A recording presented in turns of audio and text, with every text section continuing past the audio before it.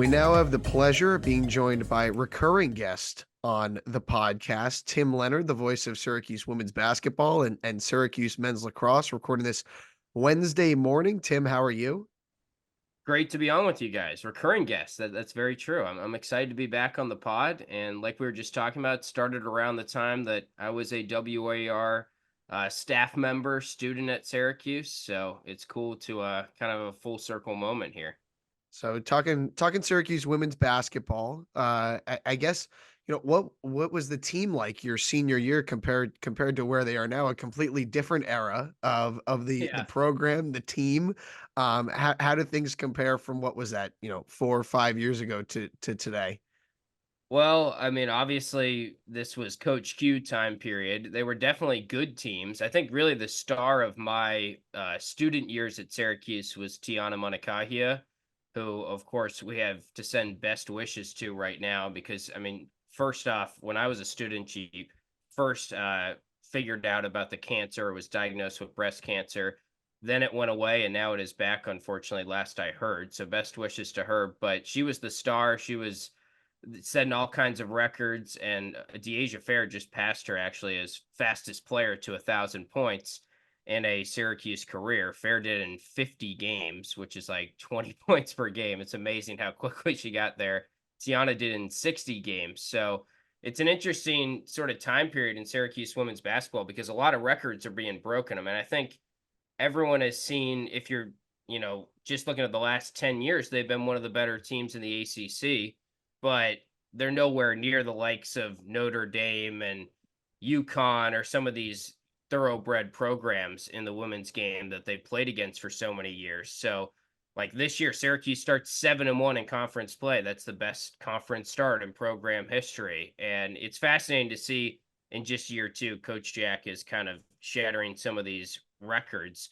But overall, I mean, there were good teams under Coach Q. And then when he left, there was the 1 year of Vaughn Reed, which I kind of watched from afar. That was in between me being a student and me being a professional or in this job. Basically, I did do one game that year, and it was a drubbing of a loss to NC State in Raleigh, which was I kind of came in for like a 50-point loss and left and got to see that, okay, we've got some work to do here. But no one was expecting much that year. It was such a transition year.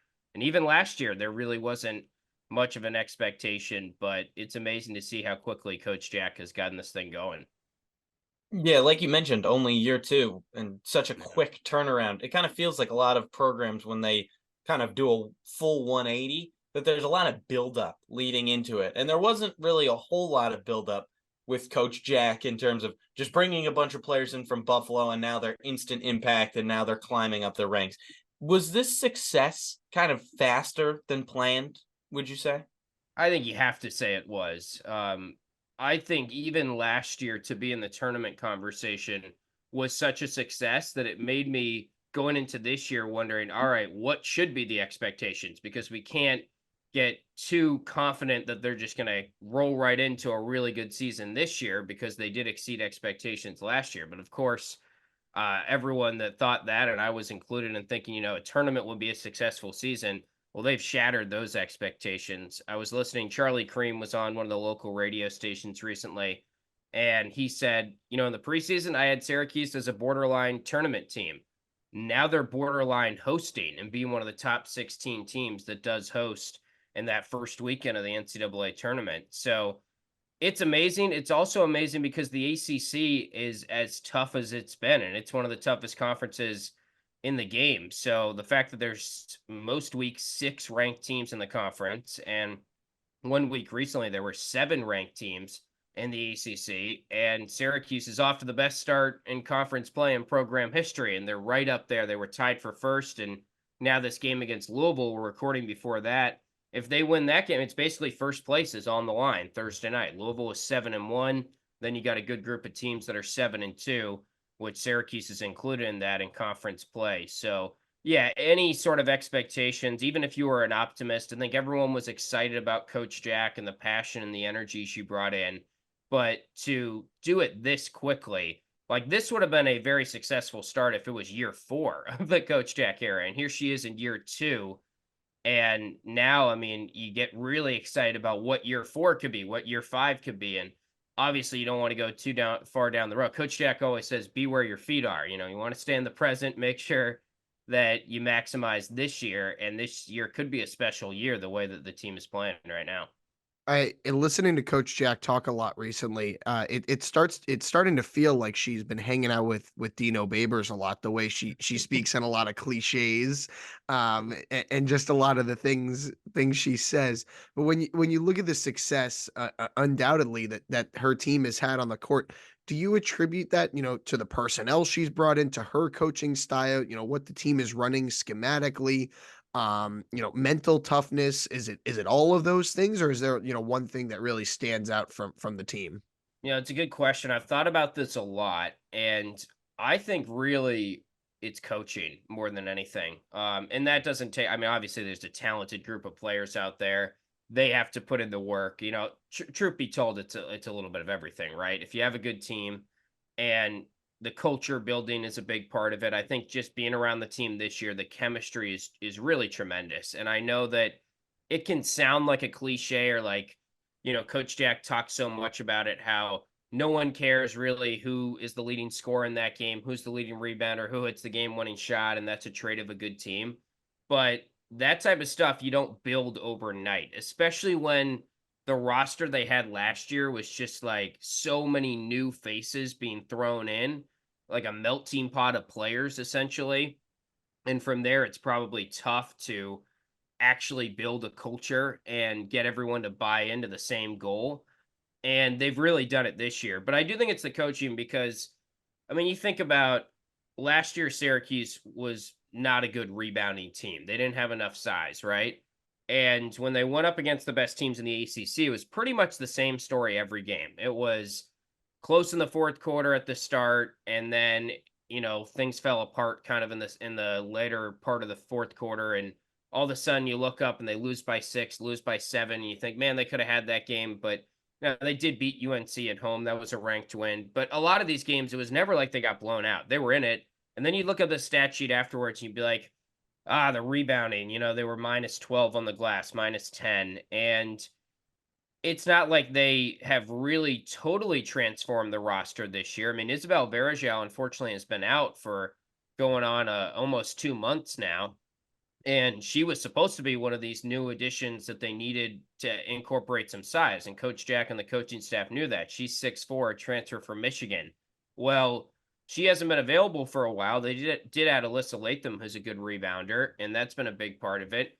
But it's players like Kyra Wood, who comes back from last year with Coach Jack, her first year, and she's just a better player. She's not tense out there. She's not tight. She's going for those rebounds hard. And Sanaya Wilson has grown into a better player. She's gotten healthier. So as a team, it's amazing to watch them just grow at rebounding. Georgia Woolley's a good rebounder for her size. Elena Rice, Dyaisha Fair. They're not the tallest team in the ACC. And I think when you think about just that, how much they have grown in the rebounding aspect, you got to give credit to Coach Jack, because obviously she can teach how to go get a board. We know a little bit about that from, you just go look at her stat sheet at Syracuse. That's what she did. So yeah, now it almost kind of feels like with all this momentum building, and we keep talking about, this is the team, they keep getting better and better and better.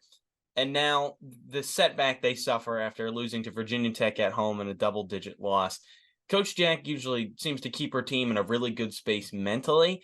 But how does this team, in your opinion, bounce back mentally from a loss like that when it's at home and they've been undefeated at home the entire season long? yeah, and I think I'm not too worried about it with this team, because I do think Coach Jack, everything that she says to the team is all, it is like connecting with the players to an extent, and everything she says to the team is, we're just focused on the next game. And it's all cliches, right? Like, it's the same thing that I was just saying. You can, from afar, and if it's not going right, say, all right, coach, like, let's stop with the cliches a little bit. And I think, you brought up Dino Babers. That kind of happened with Dino, right? Like, everyone loved Dino in year 4 when he was winning 10 games, and we were all saying the cliches, like, kind of in a positive light.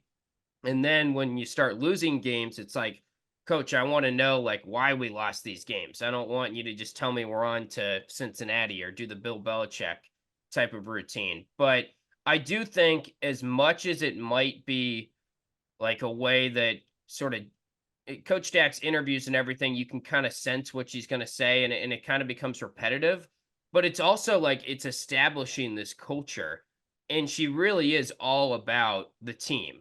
And she's so competitive and so willing to do anything it takes to win that her players, it sort of becomes a trait in her players as well.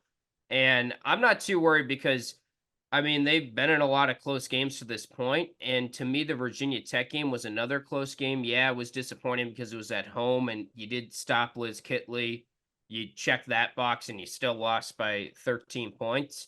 But that's just the ACC. I mean, you're going to have a couple of these games not go your way, and I think the key now, like you're saying, is just to focus on the next one. And it seems like based on the culture and the chemistry within the team, I'm not too worried about that. Sticking with Coach Jack and that culture, when you're with this team every game, traveling, what are, outsiders who don't see this team play every day saying about what they see from Coach Jack? Are they saying, kind of the same things? Wow, this is success that's happening faster. Oh, we saw her when she was at Buffalo or where she was an assistant in other places, and this is something you could have seen coming. What is kind of, the rest of the ACC and maybe the national perception of Coach Jack?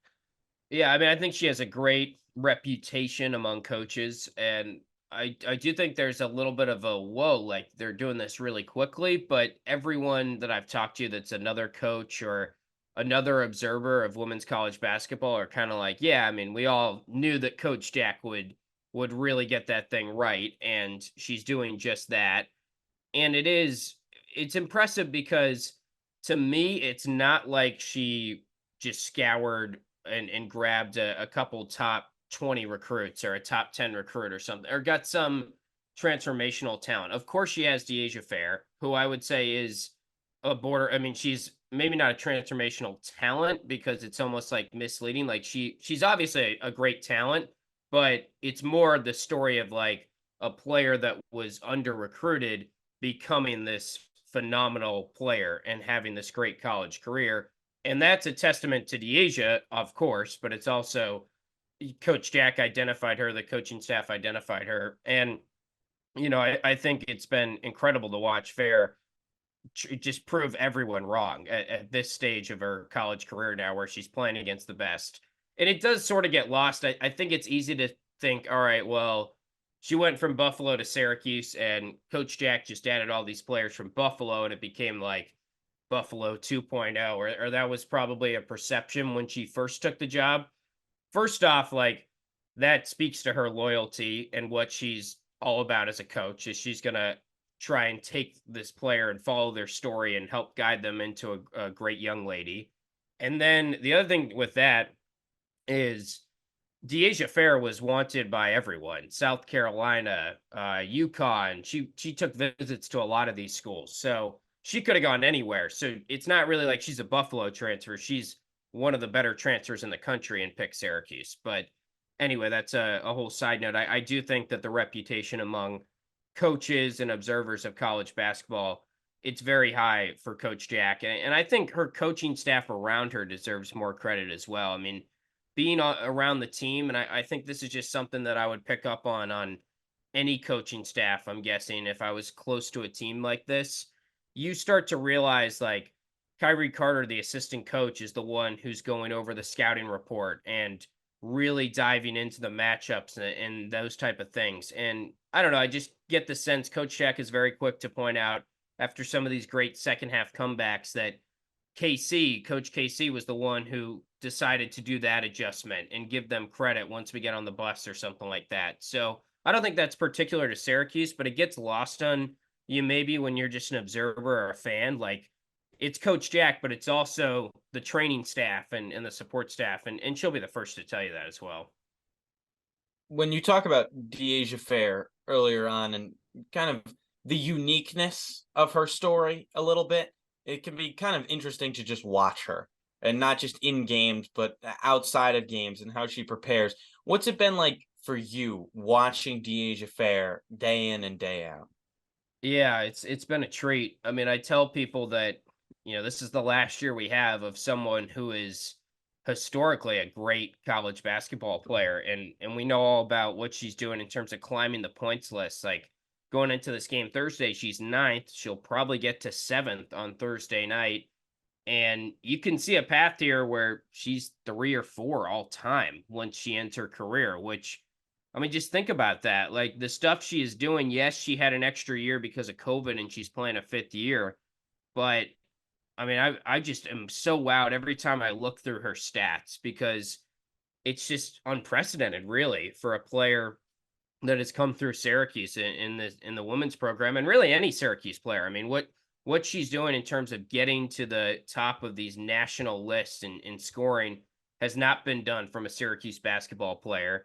And obviously she did some of that at Buffalo, but you look through her stats, and one of the more impressive things about her is it's every single game. Like we just talked about Liz Kitley. She has an off game, and I will give her a lot of credit too, because that's like the first time she's been in single digits all year.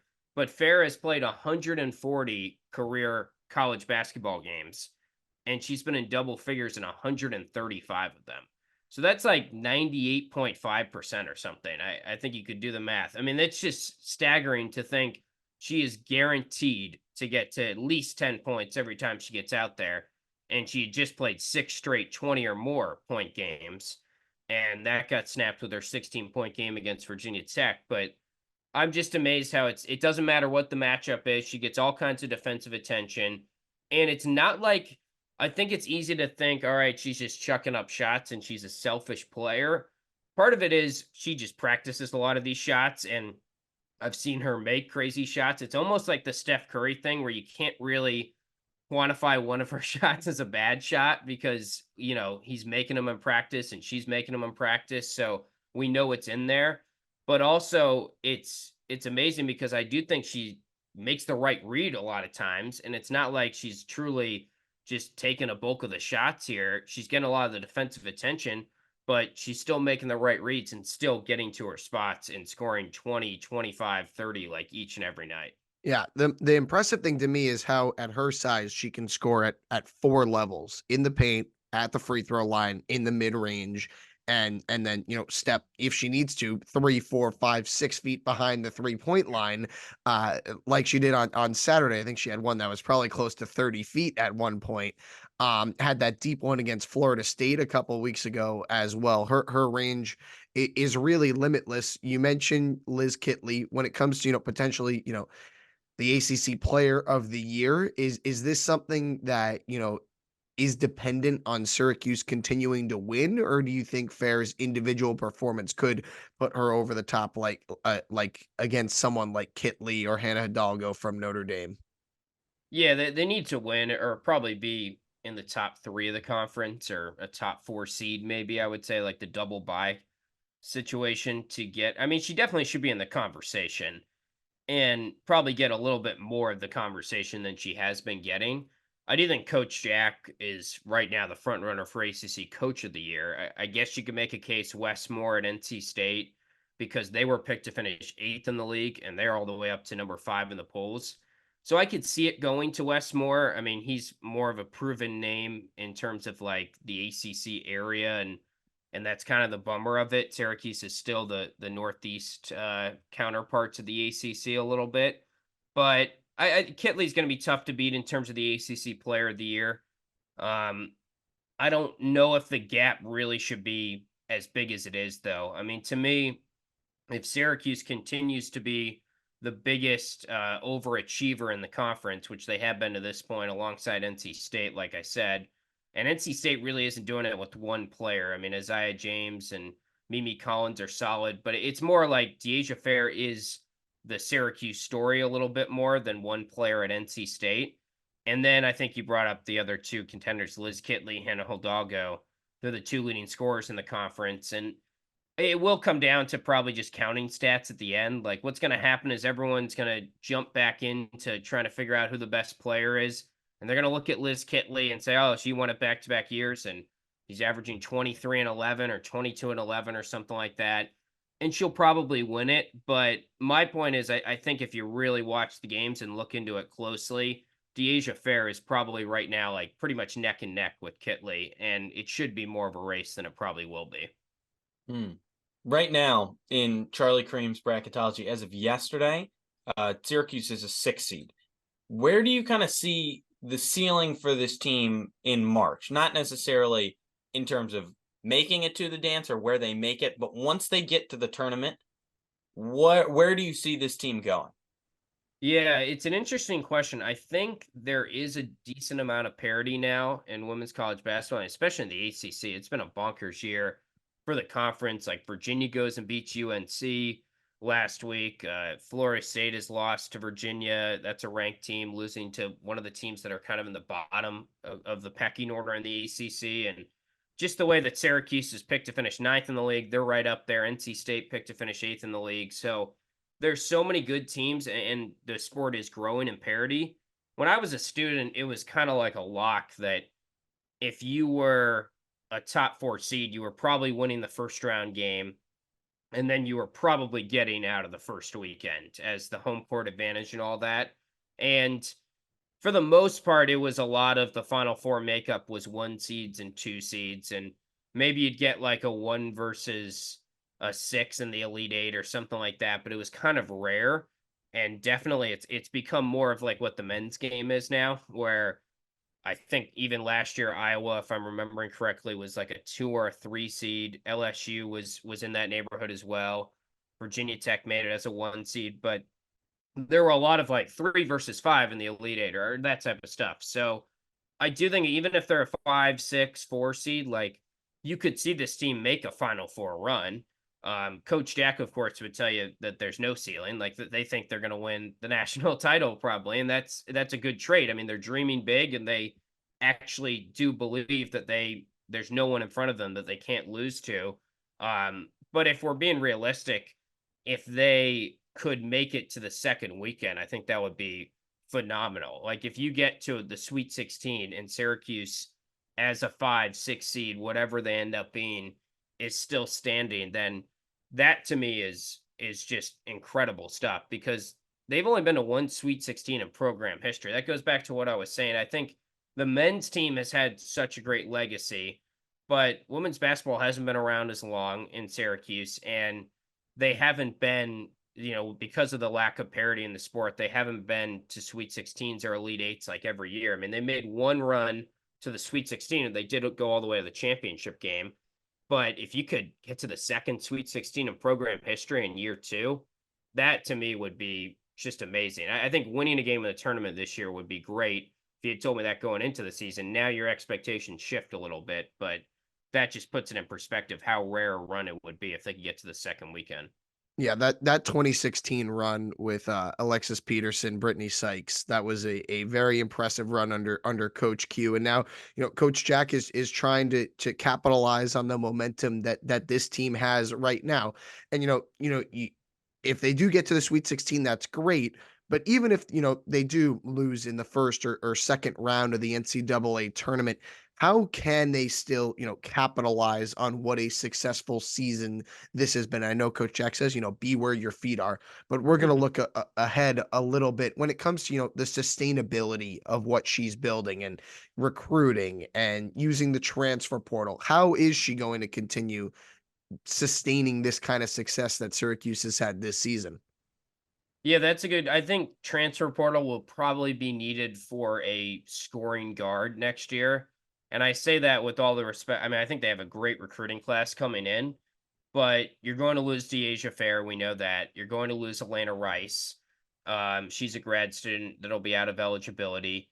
So Georgia Woolley will likely be back, I would imagine, as a senior, and that's a great player in this conference. But all of a sudden, she becomes like the Batman, right, or the number one scorer on the team as it stands right now with the current roster. I think everyone is very excited about Alyssa Latham, and she's had a couple off games here, the last 2, just jogging my memory, but she to me is probably the most has the most star power on the team right now. She's just a freshman and she's got pretty much all the tools, and to me could be a real WNBA player down the road.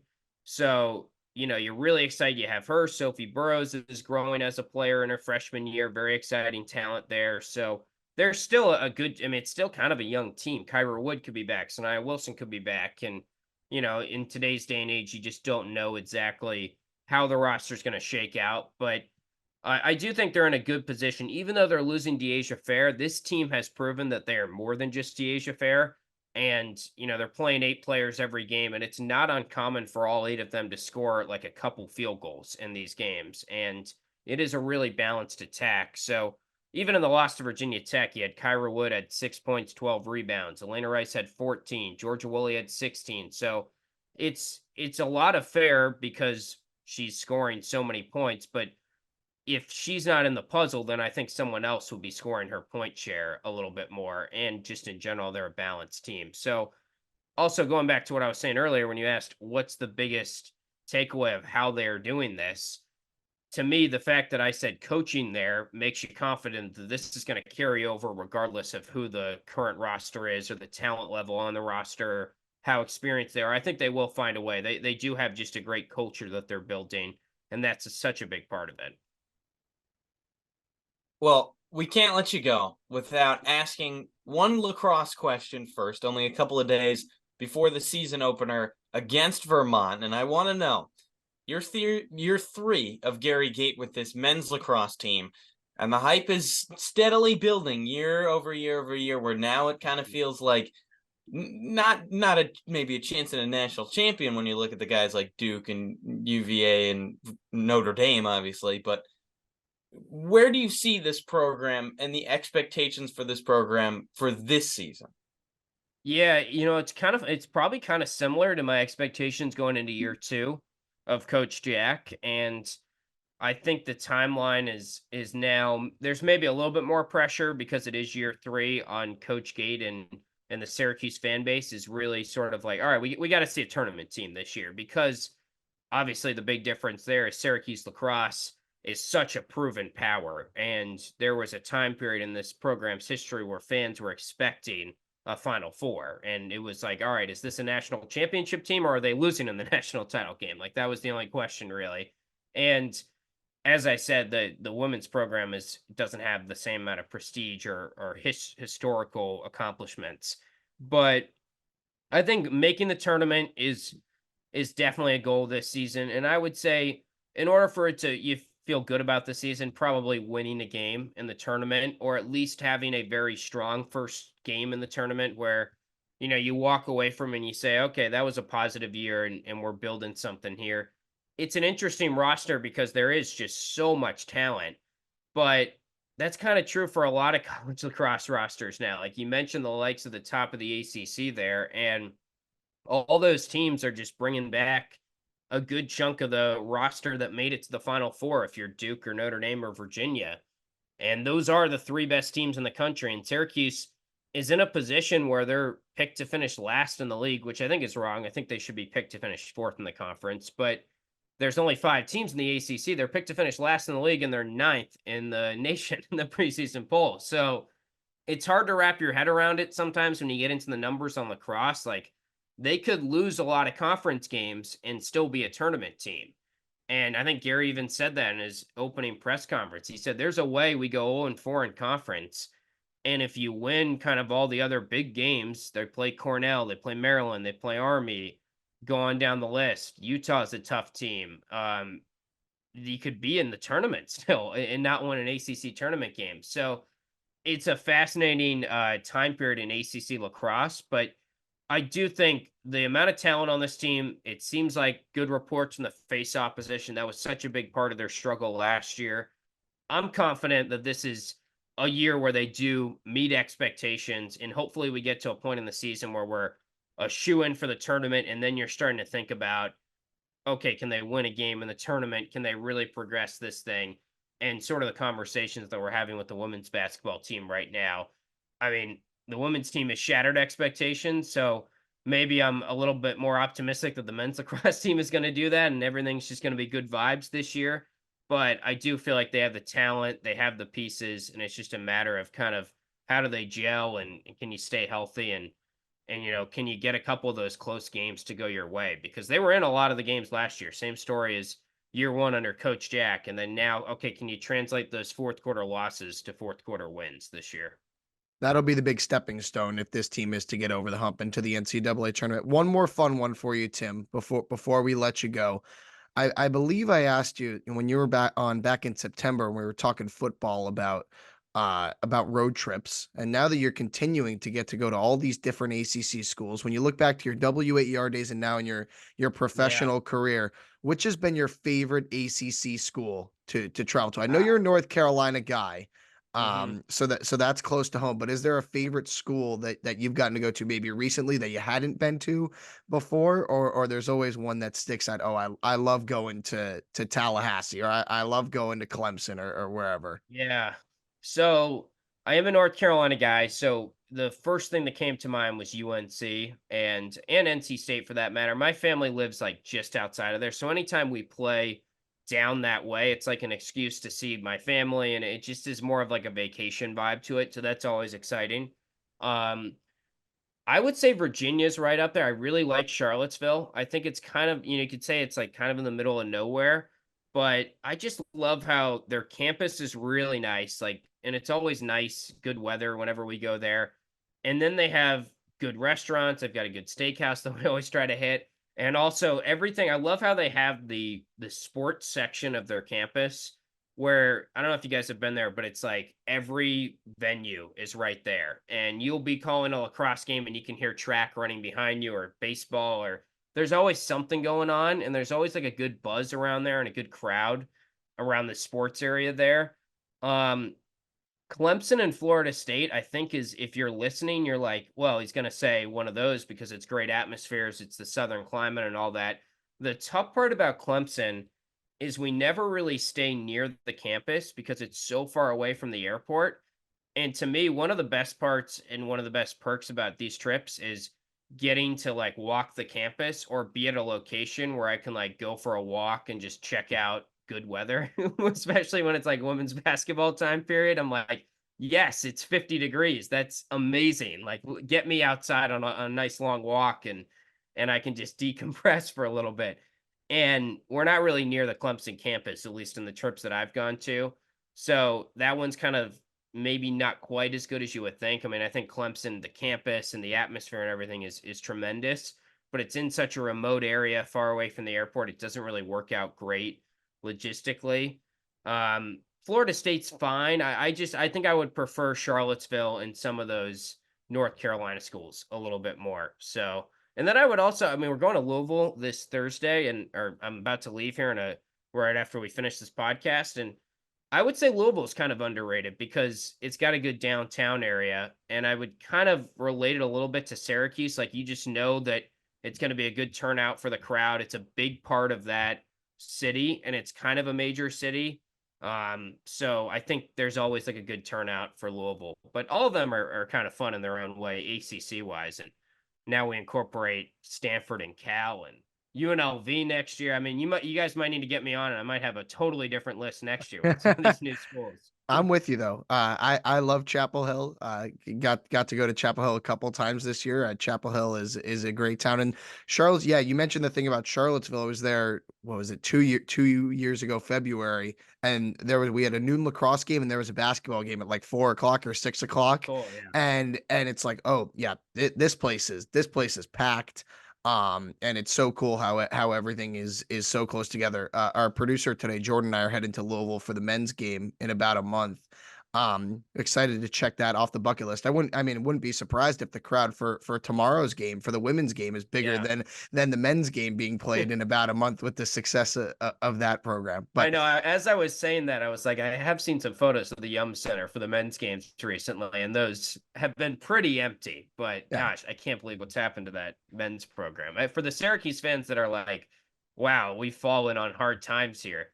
Just look at Louisville. I mean, I know everyone wants Syracuse to get back to the tournament and get back to where they belong consistently on the men's side, but I don't even know what you do if you're Louisville. They've got a long climb yeah. upward. We'll see what happens. It'll be a really exciting game tomorrow night in Louisville. Tim, thank you so much again for joining us, and safe travels down to the Bluegrass State. Yeah, of course, guys. Anytime you need me on, it's always a blast to come on and reminisce on my WAER days, and always fun to chat with you guys.